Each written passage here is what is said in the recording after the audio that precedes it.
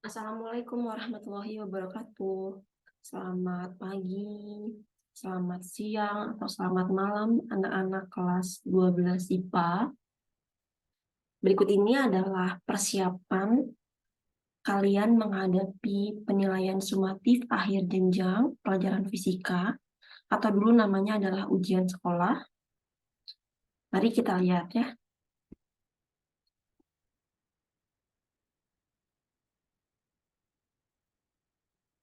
Untuk materi kelas 10, yang pertama ada materi pengukuran. Pengukuran menggunakan alat ukur sudah kalian pelajari. Salah satunya adalah dengan jangka sorong, dengan mistar atau penggaris, atau dengan micrometer screw. Nah, yang akan kita khususkan adalah tentang micrometer screw. Micrometer screw ini memiliki ketelitian, nilainya adalah 0,01 mm. Sedangkan untuk jangka sorong, ketelitiannya 0,1 mm.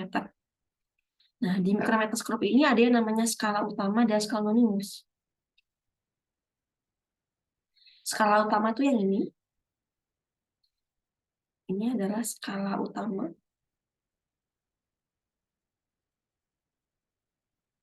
Sedangkan yang vertikal ini adalah skala minus. Skala minus. Angka 3, 4, 5, 6 ini adalah skala utama, tapi biasanya singkat dengan SU. Nah, kamu lihat antara angka 3 sama 4 ada garis lagi di bawahnya. Ini adalah 3,5 ya. Antara 4 sama 5 berarti di sini 4,5, ini 5,5, ini 6,5. Nah, skala utamanya berapa? Skala utamanya, lihat garis yang paling terakhir, yaitu 6,5. Skala utamanya adalah 6,5 mm. Noniusnya, bagaimana kita menentukan noniusnya?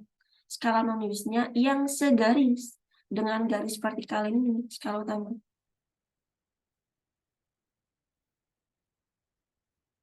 Nah, ini nih. Berarti yang warna merah inilah dia adalah skala noniusnya. Di atasnya 35, di bawahnya 30, berarti di sini 34 ya. Maka skala noniusnya Sn sama dengan 34. Jangan lupa, tadi ketelitiannya adalah 0,01 dikali ketelitiannya 0,01. 34 dikali 0,01, 0,34 mm. Nah, kemudian kita jumlah nih. 6,5 tambah 0,34 ditambah. Maka jadinya adalah 6,84 mm. Sampai sini belum selesai. Karena kita akan mencari nilai ketidakpastiannya. Ketidakpastian itu disimbolkan dengan delta X. Dia adalah setengah dikali NST. NST itu adalah nilai skala terkecil atau nilai ketelitiannya. Nilai skala terkecil. Mana nilai skala terkecilnya? Yang ini. 0,01. Berarti setengah dikali 0,01. Sama dengan 0,005. Maka jawaban akhirnya adalah 6,84 plus minus 0,005 tutup kurung, satuannya yang kita gunakan adalah milimeter. Begitu ya. Berikutnya kita lihat materi kelas 10 berikutnya. Nah, untuk materi gerak lurus. Materi gerak lurus dibagi jadi dua. Ada gerak lurus beraturan dan gerak lurus berubah beraturan. Pada GLB, nilai percepatannya 0 atau kecepatannya konstan. Nah, kamu harus bisa membedakan apa bedanya jarak dengan perpindahan. Jarak, dia adalah besaran skala. Artinya dia hanya punya nilai yang terbesar saja. Misalnya, titik A ini adalah awal berangkat. Titik D di sini adalah akhir. Berarti jaraknya adalah dari A ke D, kamu hitung AB ditambah BC ditambah CD. Jarak menjumlahkan semua lintasan yang dilaluinya. Sedangkan perpindahan, dia adalah besaran vektor. Artinya dia punya nilai atau besar dan dia punya arah. Nah, perpindahan yang dilihat hanyalah nilai akhir dan awalnya saja. Awalnya di A, akhirnya di D. Berarti perpindahannya ini. Nah, kita hubungkan nih. Titik A sama titik D-nya.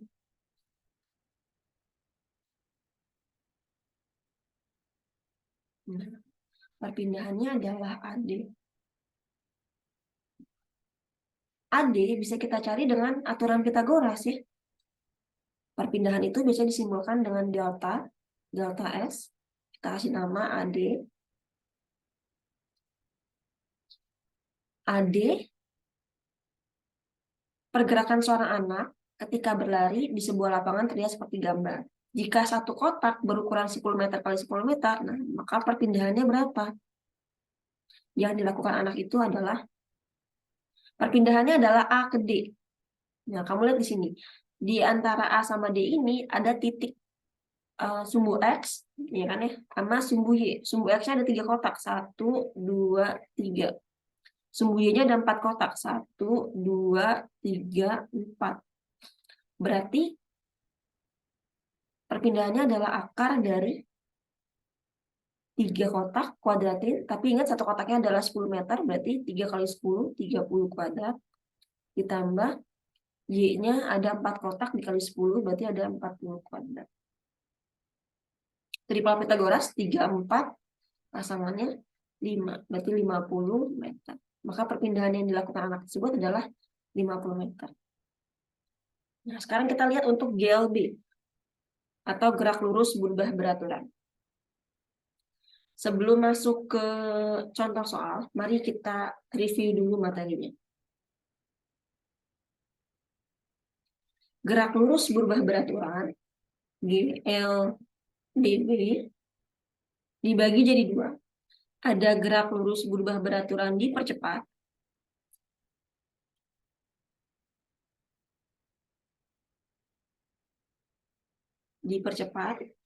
artinya nilai percepatannya positif. Misalnya apa? Gerak lurus dipercepat. Contohnya adalah gerak jatuh bebas, gerak jatuh bebas,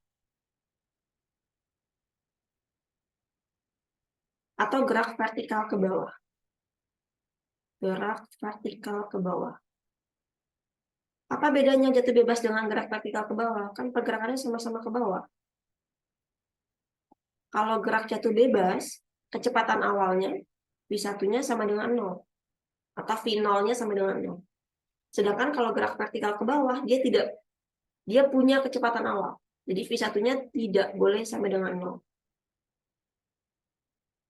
Nah, kalau yang sedang kamu tinjau adalah gerak vertikal, maka kamu bisa mengganti nilai percepatan A-nya jadi percepatan gravitasi, G. Ya, 9,8 atau 10 meter per second kuadrat. Nah, sekarang yang kedua. Yang kedua adalah diperlambat. GLBB diperlambat. Nilai percepatannya negatif. Contohnya, gerak vertikal ke atas. Gerak vertikal ke atas. Kalau yang sedang kamu tinjau adalah gerak vertikal ke atas, maka kamu bisa mengganti nilai percepatan A-nya sama dengan negatif percepatan gravitasi. Nah, nilai GLBB ini persamaannya ada 3. Yang pertama,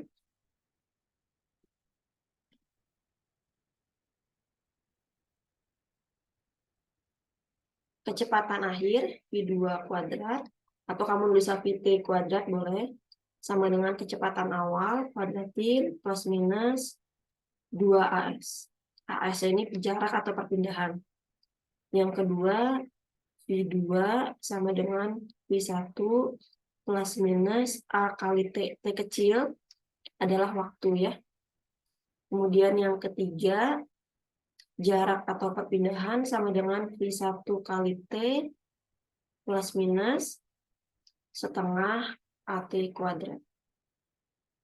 Nah, A di sini adalah percepatan, T-nya adalah waktu. Percepatan satuannya adalah meter per second kuadrat. Sedangkan kalau kecepatan satuannya adalah meter per second. T kecil adalah waktu. Satuannya adalah second atau detik. Nah, kita lihat ke soal.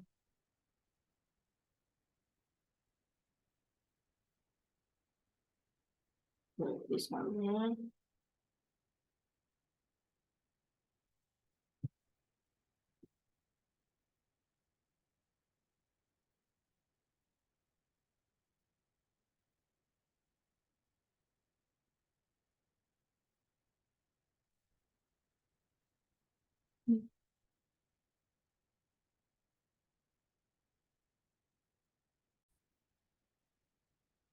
besar kecepatan suatu partikel mengalami perlambatan ternyata berubah dari 30 meter per second menjadi 15 meter per second setelah menempuh jarak 75 meter. Berarti kalau kita gambar, begini kondisinya. Pertama, partikel pertama, kemudian ini partikel kondisi kedua, ini V1-nya 30 meter per second, kemudian di sini V2-nya 15 meter per second. Dari 30 ke 15, berarti kan dia perlambatannya berkurang kecepatannya. Setelah menempuh jarak 75 meter, jarak pertama ke jarak kedua 75 meter. Jadi ini adalah jaraknya ya. Partikel tersebut akan berhenti setelah menempuh lagi jarak sejauh, maka di kondisi ketiga, nah dia bilang berhenti, maka otomatis V3 di sini ya 0. Ya. Nah, yang ditanyakan adalah S-nya berapa di sini? S2 lah ya kita namanya ini. Nah, berarti yang harus kita cari adalah nilai perlambatannya dulu. Kita punya jarak, punya kecepatan awal sama kecepatan akhir. Berarti yang digunakan persamaan yang pertama ya. V1 kuadrat, V2 kuadrat, V2 kuadrat sama dengan V1 kuadrat negatif 2A kali S. V2-nya 15 kuadratik, V1-nya 30 kuadrat, dikurang 2 kali A, S-nya 75.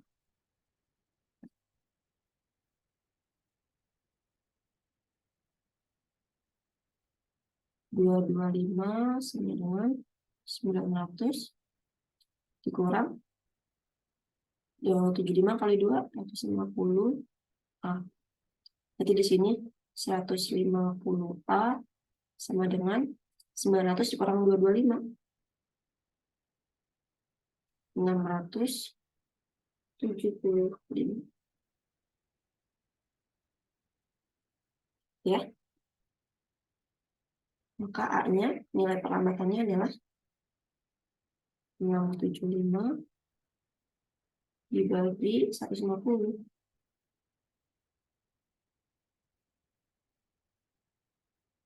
Kita perkecil. Jadi jadinya 9/2.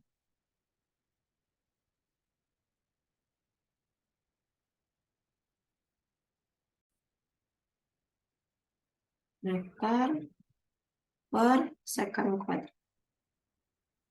Nah, yang sekarang mau kita cari adalah berapakah jarak kondisi kedua nih sampai dia berhenti. Cari di sini ya. Caranya pakai persamaan yang sama.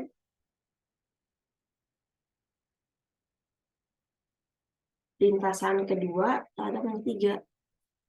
Maka kecepatan akhirnya bukan kondisi V2 di sini lagi, melainkan kondisi di sini ya. Kan di sini berarti V3 kuadrat gitu ya. Sama dengan kecepatan awalnya adalah kecepatan awal kondisi di sini. Karena mau kita cari yang ini.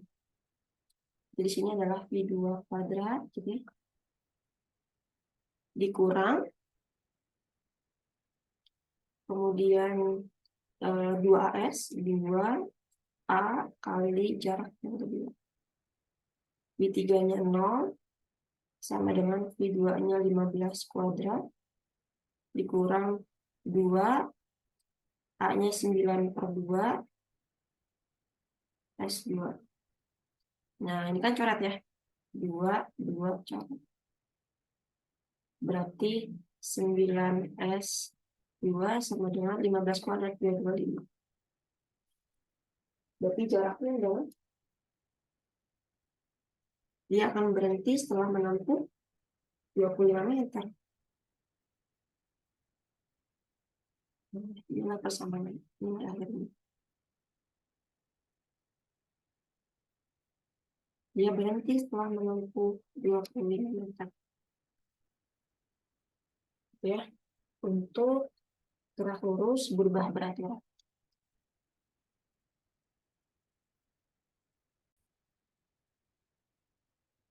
Berikutnya adalah hubungan antara roda-roda pada gerak melingkar.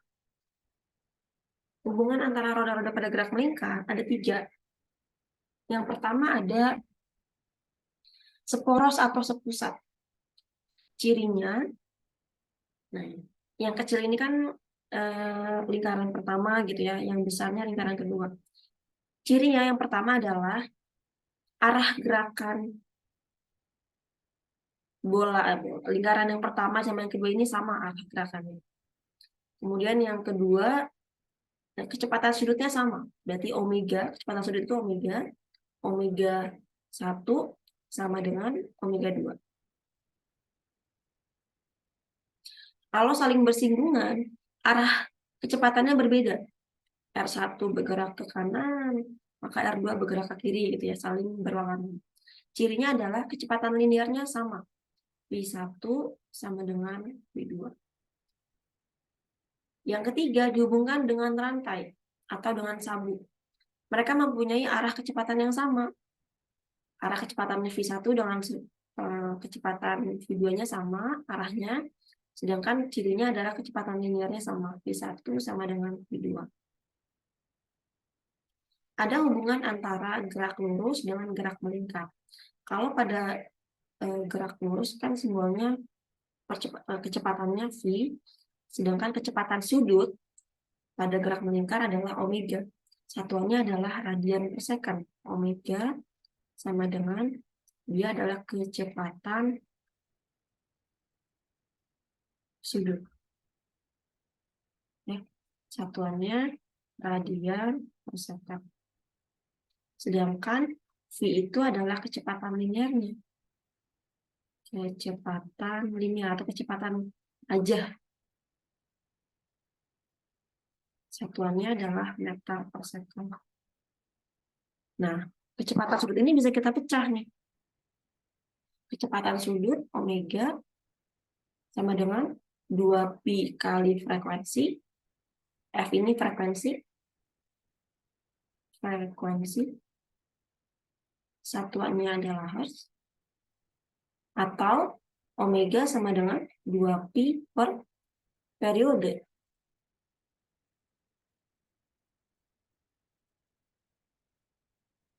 Dua pi per periode. Periode itu T kapital, T besar. Periode satuannya adalah detik atau second. Nah, hubungan antara kecepatan sudut dengan kecepatan linear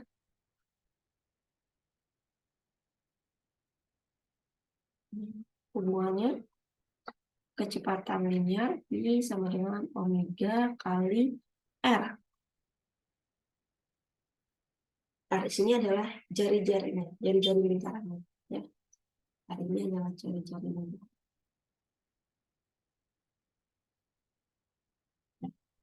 Ini.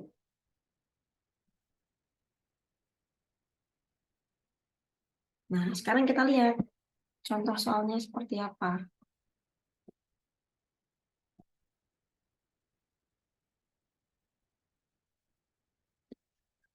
4 buah roda A, B, C, D betul-betul berjari-jari.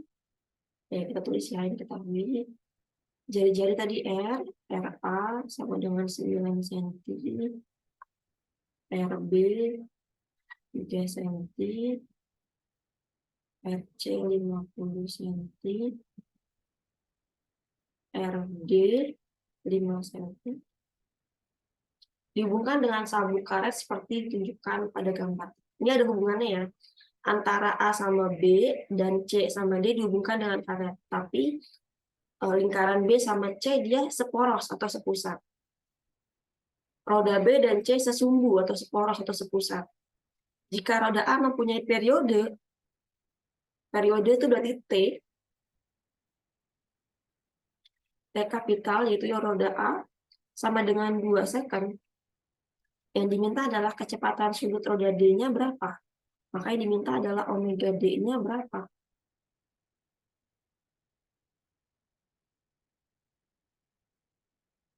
Kita tahu periode A-nya 2 second. Berarti kita bisa mencari kecepatan sudut si A-nya dong. Oke, kita bisa mencari kecepatan sudut si A. Tadi kan omega sama dengan 2pi per periode. Berarti 2pi omega A, ini TA, 2pi per TA-nya dulu. Berarti kecepatan sudut si A adalah pi radian per second. Hubungan antara A sama B dihubungkan dengan tali. Dihubungkan dengan tali tadi yang sama adalah kecepatan linearnya. Maka kita bisa tulis VA, kecepatan linear A, sama dengan kecepatan linear B. Kita pecah V-nya. Omega A kali RA sama dengan omega B kali RB.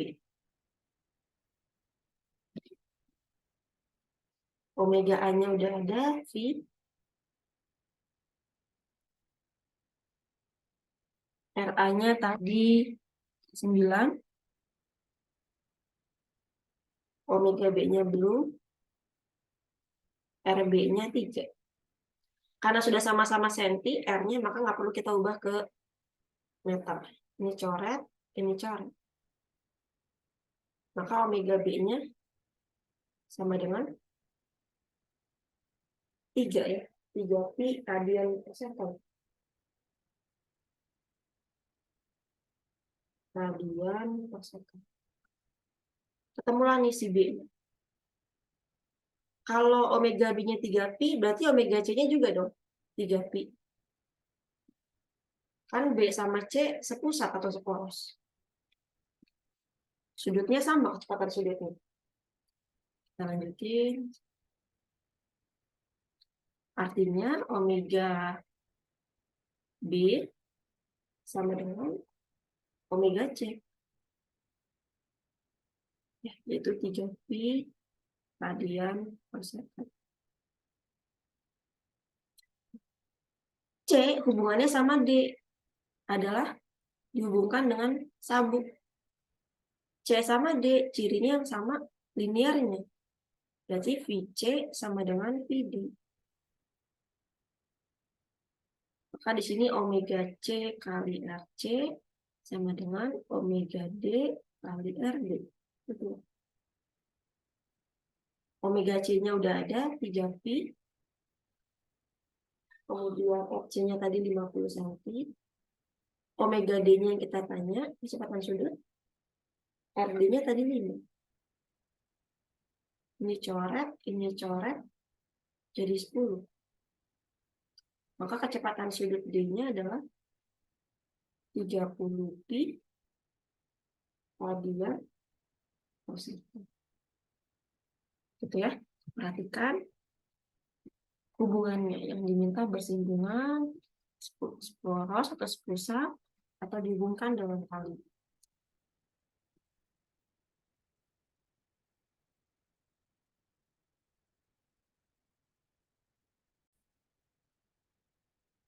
Berikutnya tentang dinamika partikel. Pada dinamika partikel ini kita membicarakan tentang gaya. Ada hukum 1 Newton, yaitu jumlah gaya yang bekerja sama dengan 0.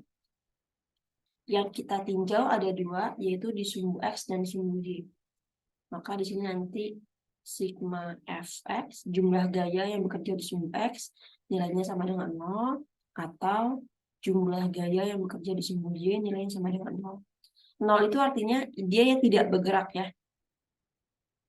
Atau hukum 2 Newton, lihat pergerakan bendanya kemana, ke sumbu X atau ke sumbu Y, maka yang digunakan adalah jumlah gaya yang bekerja sama dengan massa kali percepatan.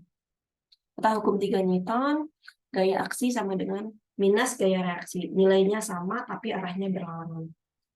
Gaya itu tidak selalu F. Yang pertama ada gaya berat. Gaya berat adalah gaya yang dimiliki oleh setiap benda yang punya massa. Misalnya,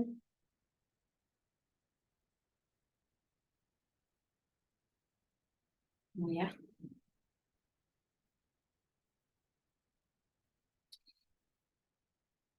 Kotak ini bermassa M. Ambil titik tengah, tarik menuju pusat bumi. Dia punya yang namanya gaya berat. Gaya berat itu simbolnya adalah W kecil. Samanya adalah massa dikali percepatan gravitasi, G. Kemudian, kalau bendanya nempel sama bidang kasar atau bidang licin, berarti dia punya yang namanya gaya normal.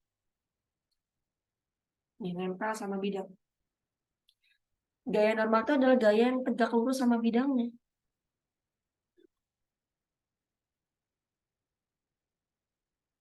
Ini ya. Berarti gaya normalnya ke atas.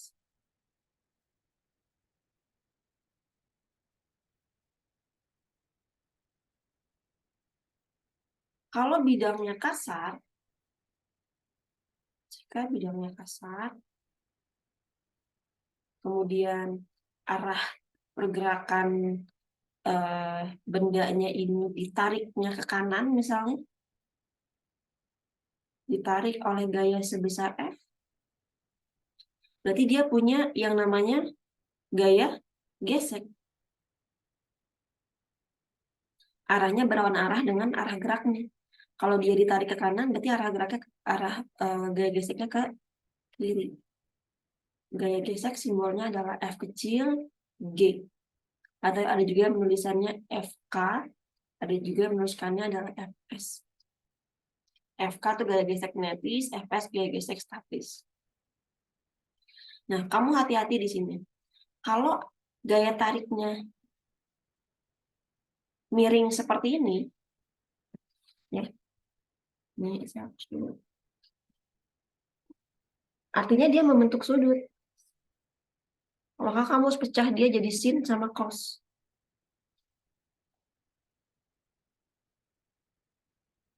Nah, misalnya ini ditarik oleh gaya F. Berarti kan ada sumbu X sama sumbu Y-nya dong ya. Ini ada sumbu X.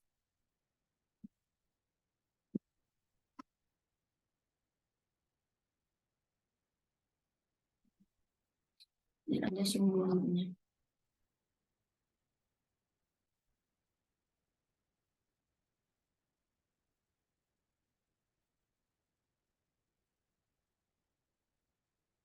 Ini FY.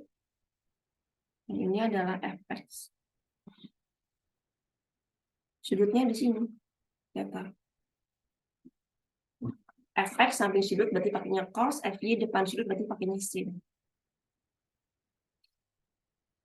Kemudian jika dia dihubungkan oleh tali, nah dia dihubungkan oleh tali.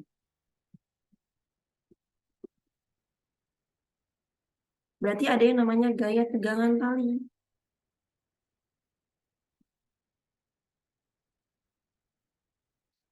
Nah, ini ada gaya tegangan tali di sini. Nah,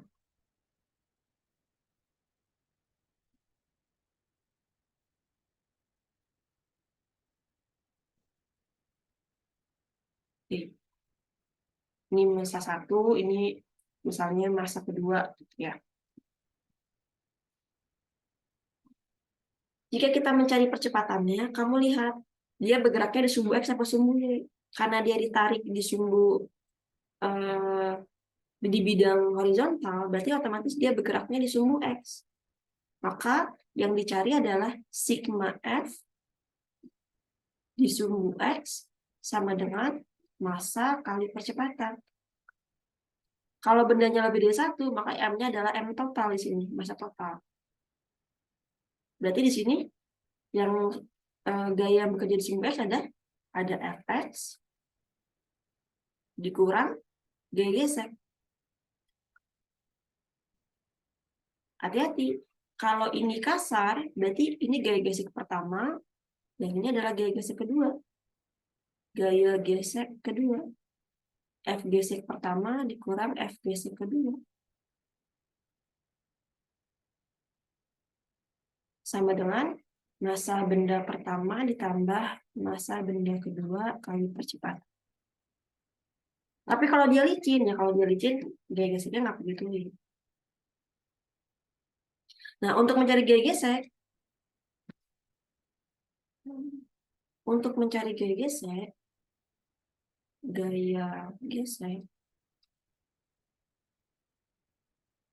gaya gesek sama dengan mu atau nilai konstanta gaya gesek dikali gaya normal.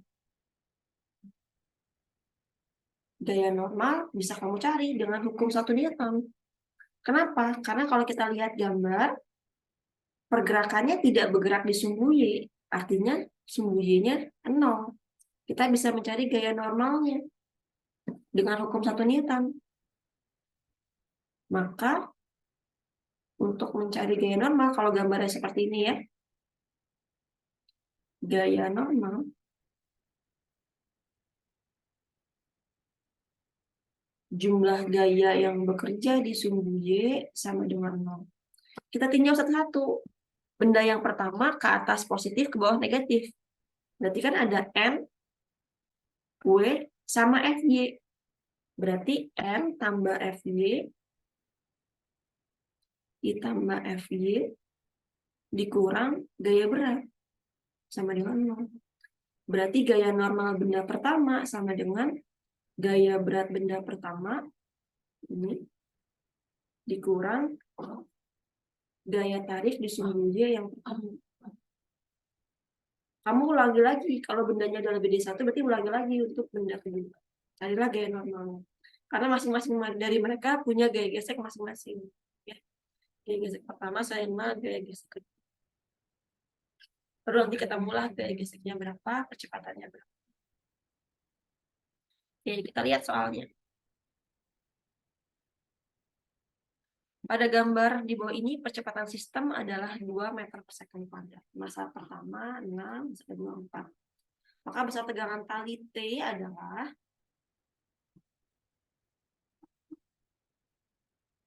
kenapa tegangan tali T di sini tandanya kanan kiri gini. Untuk yang pertama, dia gaya tegangan tali benda kedua terhadap benda pertama. Yang ini berarti gaya tegangan tali benda pertama terhadap benda kedua. Nilainya sama tapi arahnya berlawanan. Kita hitung dengan 2 cara ya. Cara yang pertama, kita cari dulu besar gaya F-nya, dia tariknya. Dengan menggunakan percepatan sistem. Berarti karena dia tidak dikasih tahu kasar atau licin, berarti dia licin ya. Sigma F, dia bergeraknya di sumbu horizontal atau sumbu X, sama dengan massa kali percepatan. Hati-hati, massanya ada 2, berarti ntar M-nya M total. Gaya yang bekerja ada gaya normal, N1, W1, meskipun ini nggak kepake, karena bendanya tidak bergerak di sumbu Y, ini N2, W2. Kanan positif, kiri negatif. Berarti F dikurang T12 ditambah ya, kan arah panahnya ke kanan, ditambah T21. Udah ya, nggak ada lagi ya, gaya yang bekerja di sumbu X. N sama W kan di sumbu Y. Sama dengan total jumlah masanya, yaitu M1 tambah M2 kali percepatan. Nah, nilai min T1 tambah T21 kan sama nilainya. Coret. Kita bisa mencari nilai F sama dengan M1 tambah M2 berarti 6 tambah 4, 10. Percepatannya 2. Maka gaya tariknya adalah 20 Newton. Kamu nih 20.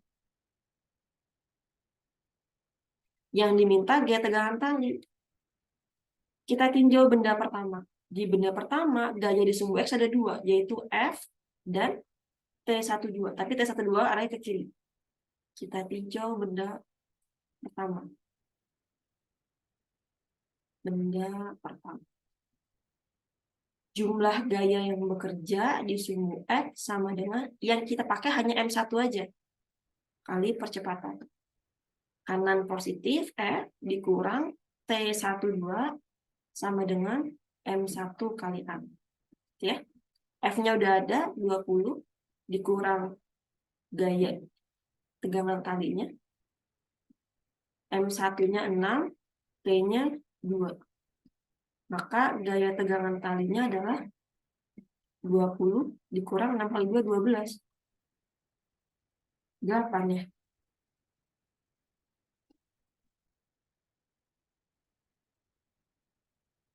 8 Newton.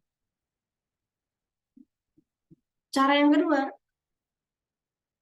yang kedua, kita tidak perlu meninjau benda yang pertama, atau kita tidak perlu mencari nilai gaya tariknya F. Cara keduanya, yang kita tinjau hanya benda yang pertama saja. Berarti yang ini. Nah,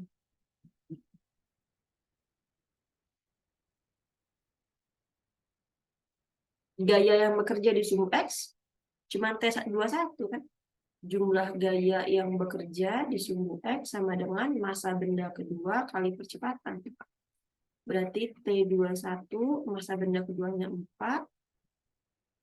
Hanya tadi 2. 8 Newton. Lebih mudah cara. Itu seperti itu ya. Jawabannya sama ya, T12 dengan T21. Berikutnya, materi untuk usaha. Pada bidang miring dan hukum kekalan energi. Usaha dan energi memiliki satuan yang sama, yaitu Joule. Usaha, energi, satuannya adalah Joule.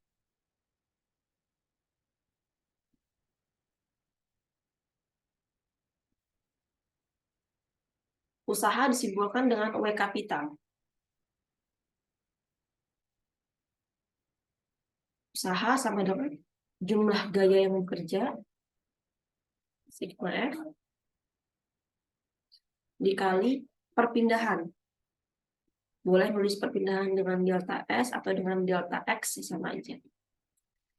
Ingat, gaya yang bekerja tidak selalu F. Bisa gaya tegangan tali, gaya berat, gaya gesek, gaya normal. Syaratnya adalah gaya di sini harus searah dengan perpindahan. Harus searah dengan perpindahan. Atau dengan arah geraknya, arah gerak bendanya.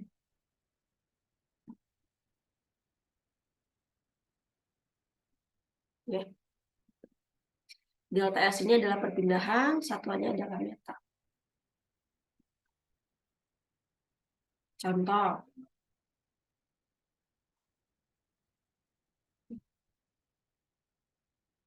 misalnya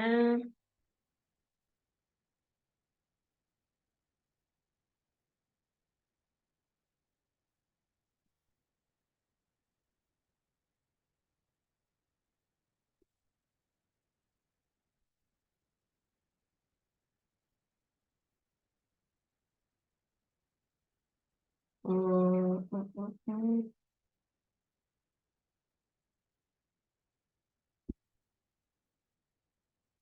gaya ini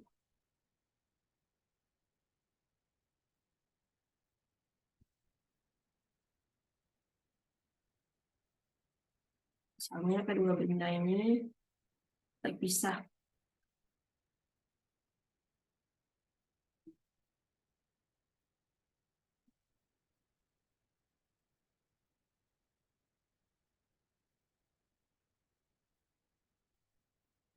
sejauh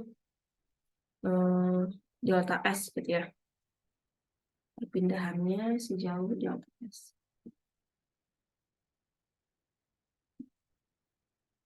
Kemudian gaya yang bekerja ada gaya berat,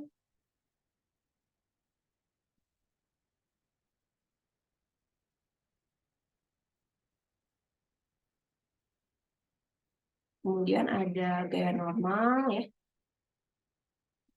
Misalnya ini kasar, berarti ada gaya geser, lalu ditarik membentuk sudut di sini F. Maka di sini ada Fx, ini ada Fy. Ya, sudutnya di sini. Berarti kita bisa mencari nilai usahanya. Usaha sama dengan jumlah gaya bekerja harus arah dengan arah geraknya. Arah geraknya kan di sumbu horizontal. Berarti Fx dikurang gaya geser. Gitu ya. Dikali dengan perpindahan. Nah, Fx-nya di sini menggunakannya samping sudut. Jadi kalau samping sudut pakainya cos dong ya. F cos theta. Fy-nya pakainya sin F sin theta. Ya. Sekarang kita lihat bagaimana usaha pada bidang miring. Konsepnya sama, hanya bendanya ada di atas bidang miring. Sebuah benda bermasa 20 kg terletak pada bidang miring dengan sudut 30 derajat. Ini sudutnya. Terhadap bidang horizontal. Jika percepatannya, ini G-nya berarti, dan benda bergeser sejauh 3 meter ke arah bawah, maka ini adalah perpindahannya, delta S. Usaha yang dilakukan oleh gaya berat. Pada gambar, gaya yang bekerja hanya satu, yaitu gaya berat. Ambil titik tengah, tarik menuju pusat bumi, ini gaya beratnya. Berarti gaya berat ini membentuk sudut dong, sebesar 30 derajat. Kalau kita gambar sumbu X sama sumbu Y-nya di mana? Pada sumbu X dan sumbu Y, ya, sumbu X dan sumbu Y pada bidang horizontal.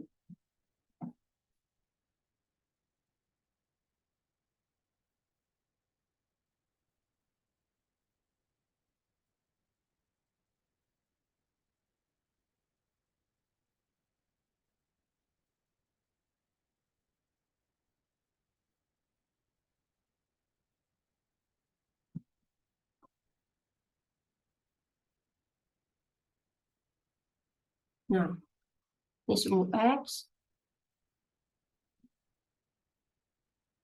jadi sumbu Y-nya di sini.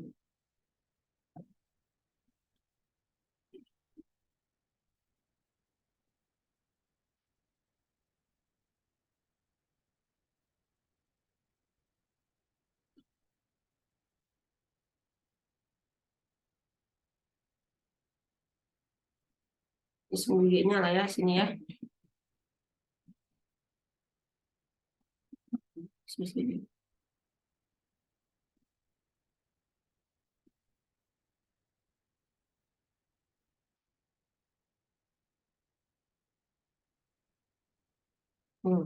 Ya. Ini sumbu X, ini sumbu Y. Nah, kelihatan dong, kalau begini untuk sudut, ini berarti UY, maka yang di sini adalah WX. Sudutnya di sini nih. WX di depan sudut, berarti WX-nya pakainya sin. W sin 30 derajat. WY-nya samping sudut, berarti W cos 30 derajat. Kalau kamu lihat tadi di bidang horizontal, di sumbu X pakainya cos, di sumbu Y pakainya sin. Jadi tidak selalu, oh kalau gaya di sumbu X pakainya cos, kalau gaya di sumbu Y pakainya sin. Tidak ya, tergantung bidang dan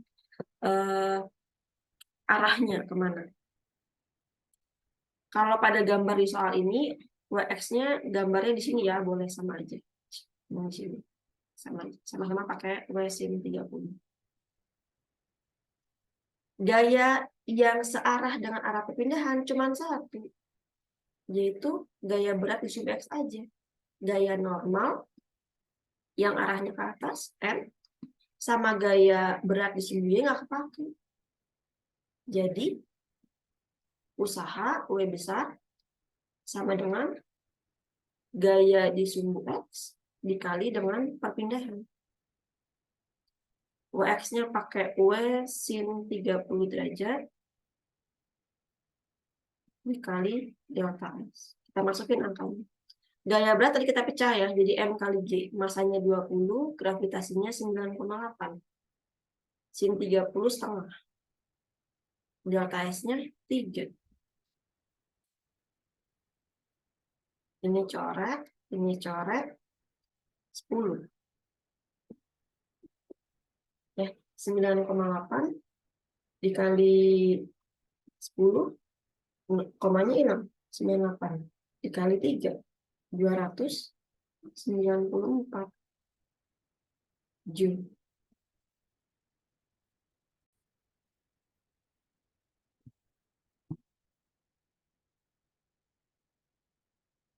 Nah, kalau dia kasar bagaimana?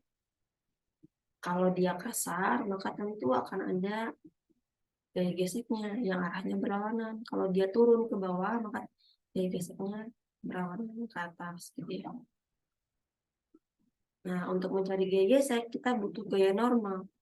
Karena kan tadi gaya gesek sama dengan koefisien gaya geseknya kali gaya normal.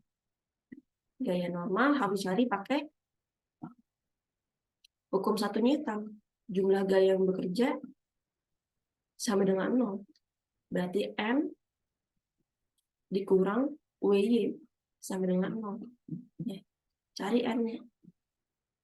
Jumlah gaya yang bekerja di sumbu W sama dengan 0. Ke atas positif, ke bawah negatif. Maka gaya normal sama dengan gaya berat di sumbu W. Baru masukin ke gaya gesek. Maka nanti nilai gaya yang bekerja di sumbu X tidak lagi WX, melainkan WX dikurang gaya gesek.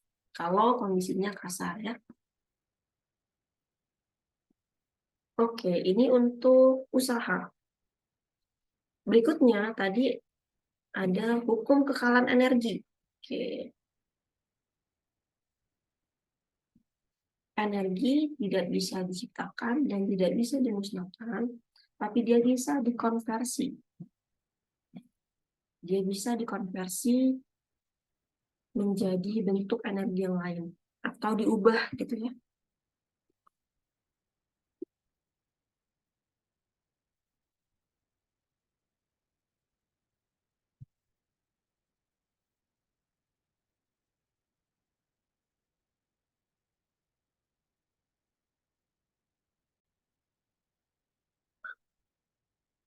Energi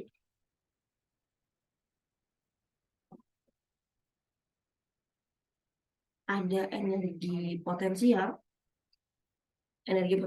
atau disingkat EP, energi yang dimiliki karena punya posisi, kedudukan, ketinggian, atau kedalaman. Massa kali percepatan gravitasi kali ketinggian atau kedalaman. Kemudian energi yang dimiliki benda karena bendanya bergerak, berarti energi kinetik. Setengah massa kali kecepatannya kuadratnya. Sedangkan kalau kondisi yang sedang kita amati itu dia punya kedudukan dan dia dalam keadaan bergerak, maka dia memiliki energi mekanik, yaitu potensial ditambah energi kinetik. Jika terjadi perubahan kondisi, baik kondisi ketinggiannya maupun kondisi kecepatannya, maka kita bisa mencarinya dengan hukum kawan energi. Energi mekanik kondisi pertama sama dengan energi mekanik kondisi kedua. Atau EP1 tambah EK1 sama dengan energi potensial 2 tambah EK2. Ya. Kalau kita pecah berarti MgH1 ditambah setengah MV1 kuadrat sama dengan MgH2 ditambah setengah MV2 kuadrat. Oke, kita lihat ke soal. Sebuah benda bermassa 1 kg dilemparkan vertikal ke atas dengan kecepatan awal 40 meter per second. Bila percepatan gravitasinya 10, besarnya energi kinetik saat ketinggian benda mencapai 20 meter adalah, maka kondisinya benda yang dilempar ke atas ketinggiannya saat ada di 20 meter. Nah, di sininya berapa nih? Kecepatan awalnya, berarti di sini kan nih kondisi awalnya, V1, 40. Di kondisi awal, dia nggak punya ketinggian di sini. Berarti H1-nya 0. Kalau H1-nya 0, otomatis energi potensialnya 0 dong ya. Ada perubahan energi potensial, H1 jadi H2. Ada perubahan energi kinetik, V1, ada V2, EK2. Maka kita menggunakan hukum kawan energi. Oke, ini berarti ya.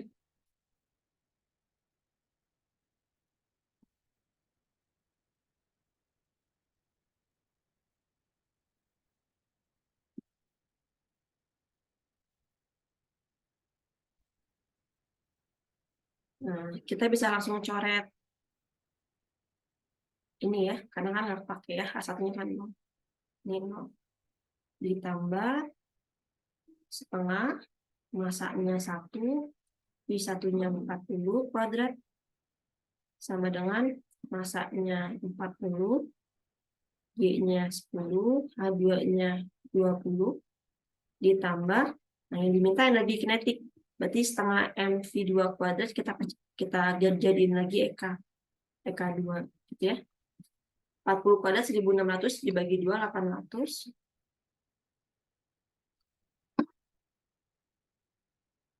Terus I-nya 40, kemudian maaf, ini masanya kok kelebihan. Masanya 1. 1 kali 10 kali 20, 200. Ditambah EK2.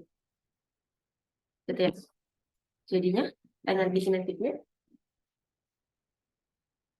600.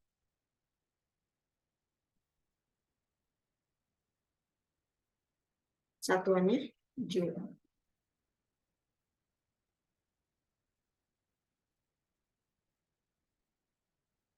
Nah, perhatikan nanti dalam soal hukum kawan energi ini bisa digabung dengan gerak lurus dengan GLBB. Ingat pernyataan sebelumnya, kalau dia jatuh bebas, maka dia tidak punya kecepatan awal. Nah, kalau dia gerak vertikal ke atas bagaimana? Kalau dia gerak vertikal ke bawah gimana? Kan bisa jadi yang diminta adalah kecepatan akhir, tapi kamu harus mencarinya dengan GLBB dulu. Ya, karena ada hubungannya dengan gerak lurus berubah beraturan untuk hukum kawan energi.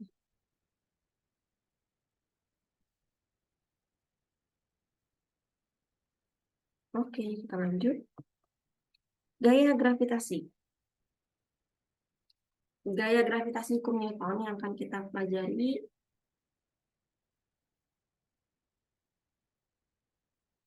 gaya gravitasi. Saya punya dua massa yang dihubungkan oleh jarak sejauh R. Ini massa pertama, ini massa kedua. Kedua massa ini saling tarik-menarik nih. Ada gaya gravitasi benda satu terhadap benda dua, gaya gravitasi benda dua terhadap benda pertama. Nah, nilai gaya gravitasi 12 dengan F21 itu nilainya sama, tapi arahnya berlawanan. Maka F12 sama dengan F21 sama dengan F, yaitu tetapan gaya gravitasi M1 kali M2 per jaraknya dikuadratin.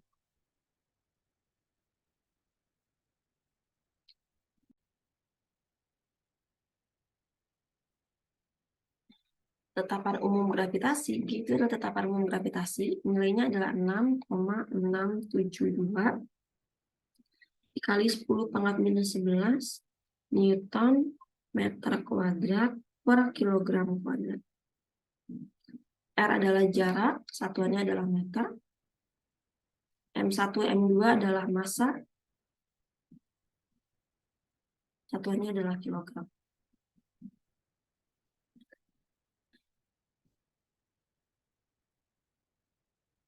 Dua buah bintang masing-masing massanya 4M dan 9M, terpisah sejauh A. 4M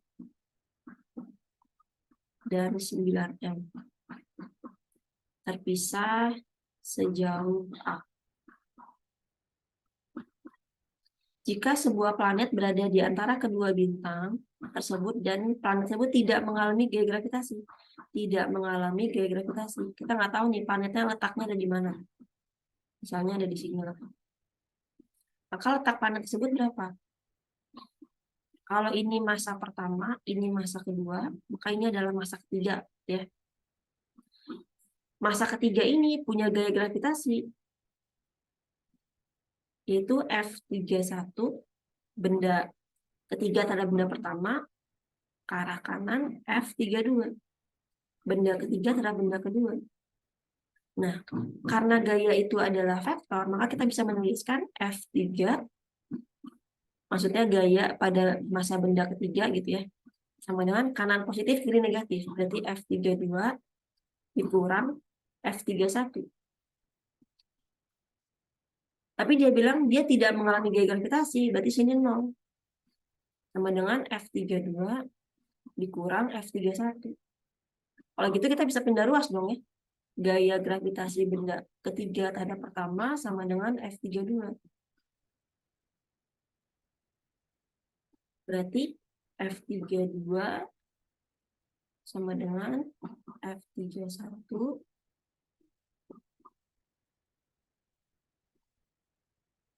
kita pecah. Maka G tetapan umum massa ketiga kali massa pertama per jarak 31 kuadrat sama dengan G M3 kali M2 per R32 kuadrat. Kanan kiri G-nya coret, massa benda ketiganya kita coret. Nah, sekarang jaraknya nih. Kita buat permisalan. Misalnya jarak benda pertama terhadap benda ketiga misalnya adalah X. Berarti jarak benda ketiga terhadap benda kedua berarti A dikurang X. Ya, ini A dikurang X. Ini X. Maka M1-nya adalah 4M. Jarak benda ketiga terhadap benda pertama adalah X kuadrat. Sama dengan benda keduanya 9M. R32-nya adalah A dikurang X. A dikurang X kuadrat. Supaya kuadratnya hilang, maka kedua ruas kita akarin. Nah, ini sebelumnya ada yang bisa kita coret ya. M-nya coret dulu ya. Terus kedua ruas kita akarin. Akar dari 4, 2. Akar dari X kuadrat, X. Akar dari 9, 3.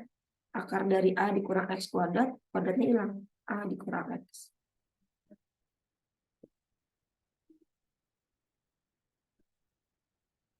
Kita kali silang.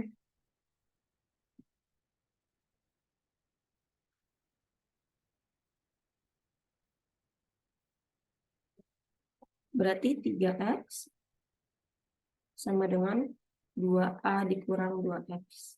X-nya pindah ke kiri, maka jadinya 5X sama dengan 2A.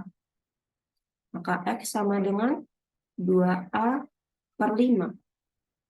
Atau 0,20 bagi 5, 4. 0,4A dari massa X itu tadi dari massa 4M. Atau tadi kan jaraknya juga A dikurang X. Berarti A dikurang 0,4A. Itu 0,6A dari massa 9M. Ya.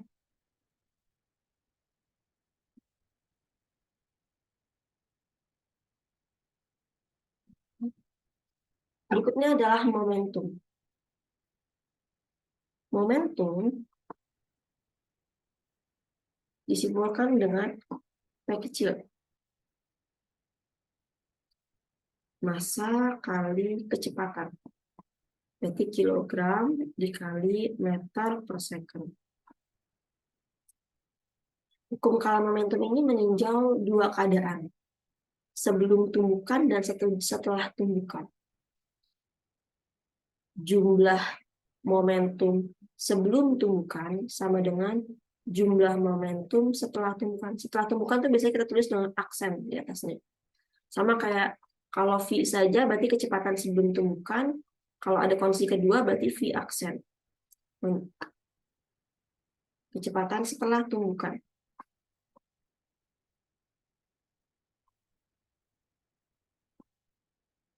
Jika yang kita amati bendanya ada dua, maka di sini ada momentum pertama ditambah momentum kedua sama dengan P1 aksen ditambah P2 aksen. Maka di sini ada M1 kali V1 ditambah M2 kali V2 sama dengan M1 V1 aksen ditambah M2 V2 aksen. Nah, hukum kalam momentum pada gerak lurus ini kita meninjau keadaan benda. Tapi keadaan momentum yang terjadi ada tiga. Ada lenting sempurna, lenting sebagian, dan tidak lenting sama sekali. Apa bedanya? Kita lihat.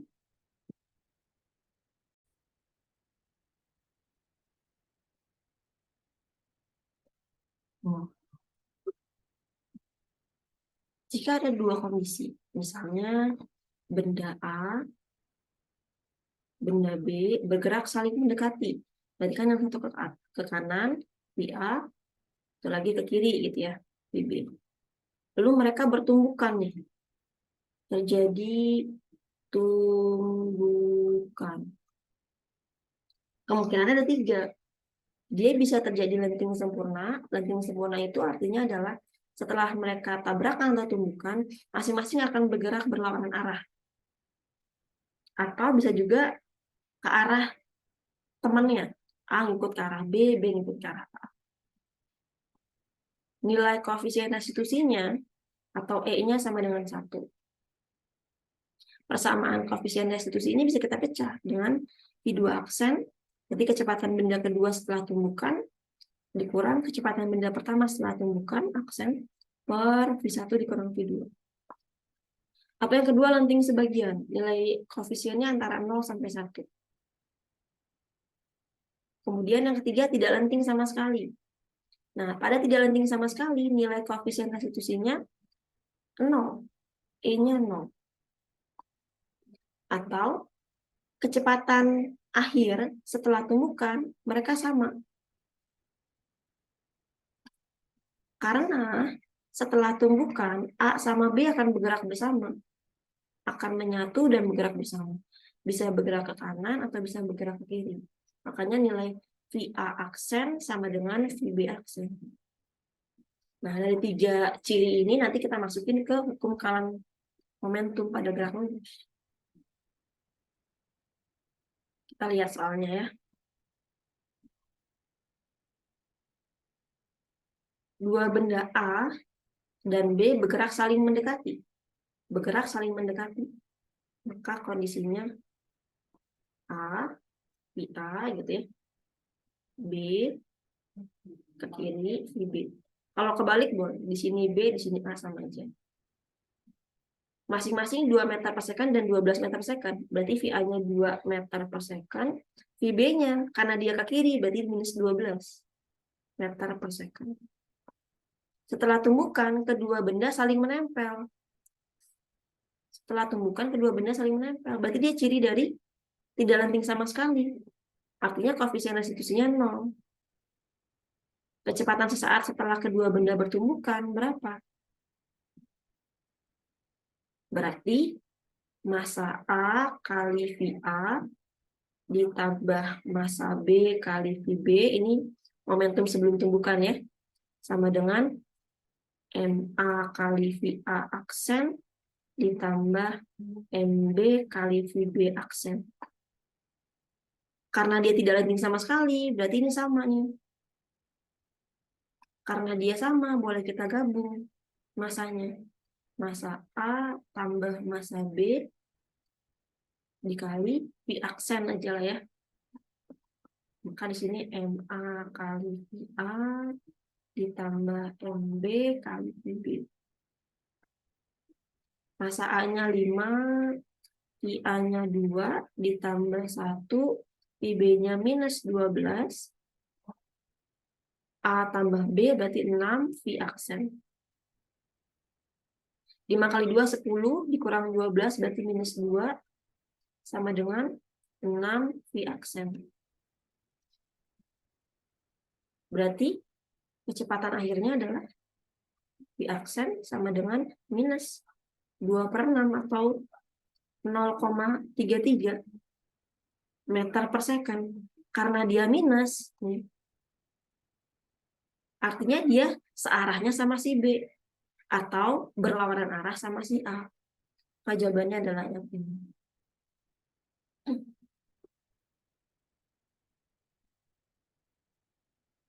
Nah, jika soalnya lenting sempurna gimana? Benda A masanya 2 kg, bergerak dengan kecepatan 3 meter per second menumbuk benda B bermassa 1 kg yang diam. Maka kita tahu kecepatan B-nya langsung 0 ya. Kita gambar A, B. Kecepatan B-nya diam. 0.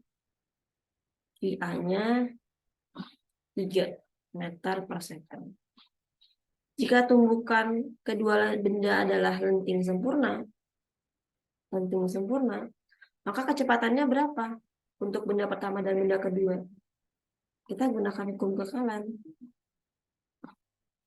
MA kali VA ditambah MB kali VB sama dengan massa benda A kali VA aksen ditambah massa benda B kali VB aksen.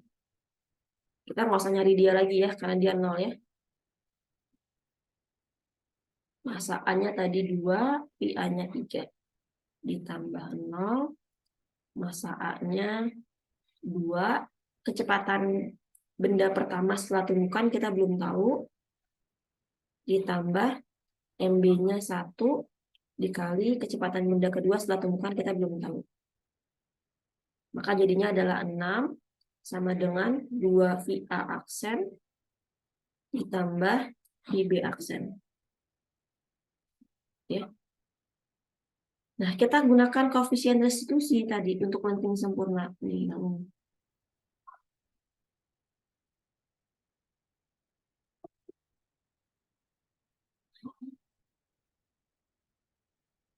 koefisien restitusi tadi kan E sama dengan kecepatan benda kedua aksen dikurang kecepatan benda pertama setelah tumbukan per VA dikurang VB, gitu ya. Kemudian nilai koefisien resitusnya 1. Jadi kan sama aja VA dikurang VB sama dengan VB aksen dikurang VA aksen. VA-nya tadi 3 meter per second. VB-nya 0. VB aksen kita belum tahu. VA aksen kita belum tahu. Kamu boleh buat VA sama dengan atau VB sama dengan. Misalnya saya buat VA sama dengan VA aksen sama dengan minus pindah ruas jadi positif. VB aksen dikurang 3. Persamaan ini kita masukkan ke persamaan yang tadi kita cari. Ini.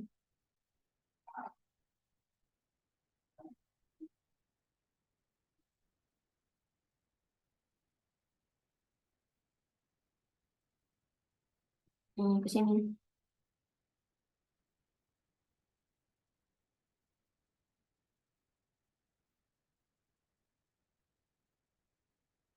Ya, jadi ini 6 sama dengan 2 dikali VB aksen dikurang 3 ditambah VB aksen. Jadi 6 sama dengan 2 VB aksen dikurang 6 ditambah VB aksen. Jadi minus 6 pindah ruas jadi 12. 2 tambah 1, 3. VB aksen. Maka kecepatan benda B setelah tumbukan adalah 12 bagi 3, 4 meter per second. Sedangkan kecepatan benda A setelah tumbukan yang ini, VB 4 dikurang 3. 1. Ya, kalau kondisinya ranting sempurna. Oke, terakhir. Bagaimana kalau teropong bintang pada mata tidak berakomodasi? Nah, apa maksudnya mata tidak berakomodasi?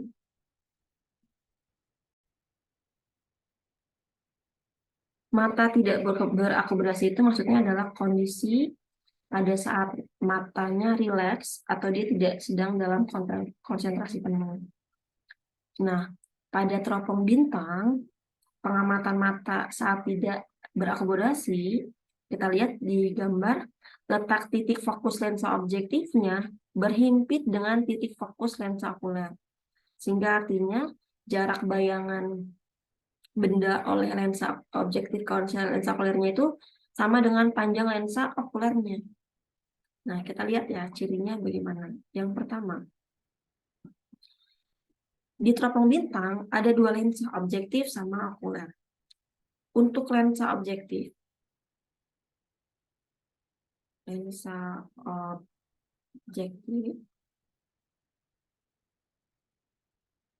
bendanya terletak jauh di tak terhingga.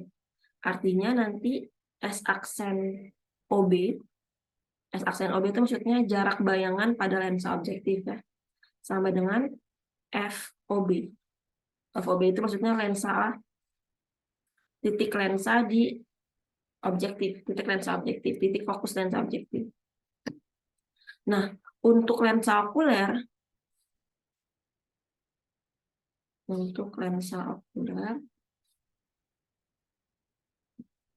bayangan yang terbentuk di titik jauh mata, atau kita bisa tuliskan S aksen jarak bayangan di lensa okuler sama dengan tak terhingga.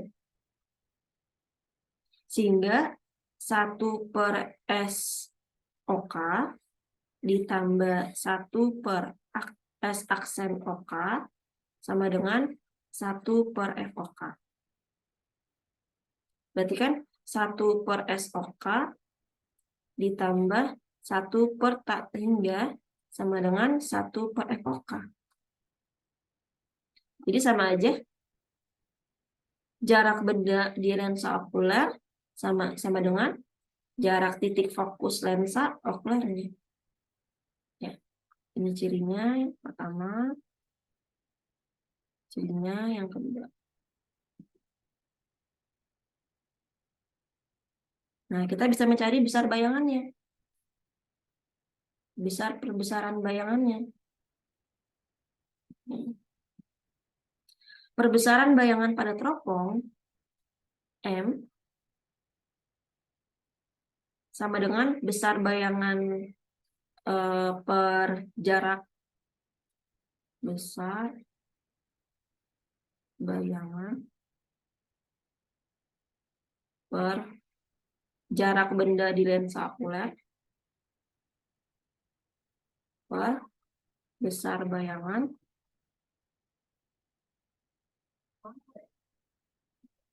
per titik fokus lensa objektifnya. Jadi kalau kita balik, perbesaran teropong sama dengan FOB gitu ya, per SOK. Kali ini kita coret nih, coret. Nah, tadi kan nilai SOK sama dengan FOK ya. SOK sama dengan FOK kan. Berarti perbesarannya bisa kita tulis M sama dengan FOB per FOK.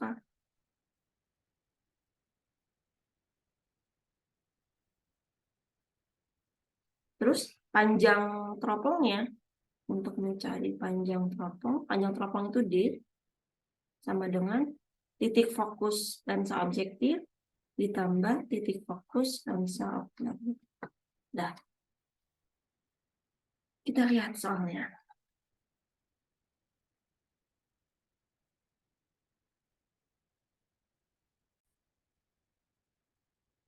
Sebuah teropong bintang memiliki perbesaran 20 kali. Berarti ini M-nya ya. Saat digunakan dengan mata tidak berakumulasi, jika panjang teropong saat itu sebesar 10,5 cm, maka panjang teropong kan tadi D, maka titik fokus lensa objektif dan lensa okulernya berapa? Mintanya FOB dan FOK-nya berapa? FOB sama FOK-nya berapa? Kita lihat persamaan. Nih, perbesaran kan tadi M sama dengan FOB per FOK. M sama dengan FOB per FOK. Perbesarannya adalah 20. FOB-nya kita belum tahu. FOK-nya kita juga belum tahu. Berarti kita bisa tuliskan FOB itu sama dengan 20 FOK. Ya. Lalu kita hubungkan dia dengan panjang teropong. Panjang teropong D sama dengan tadi FOB tambah FOK. FOB tambah FOK. D-nya 10,5. FOB-nya kita masukin yang tadi 20 FOK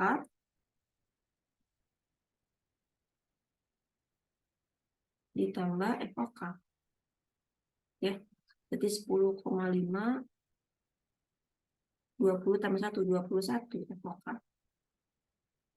Berarti FOK sama dengan 10,5 per 21.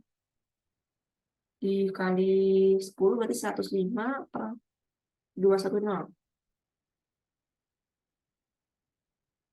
Sama dengan 0,5. FOK-nya 0,5 berarti FOB-nya ketemu dong. FOB kan tadi 20 FOK, berarti 20 kali 0,5, 10.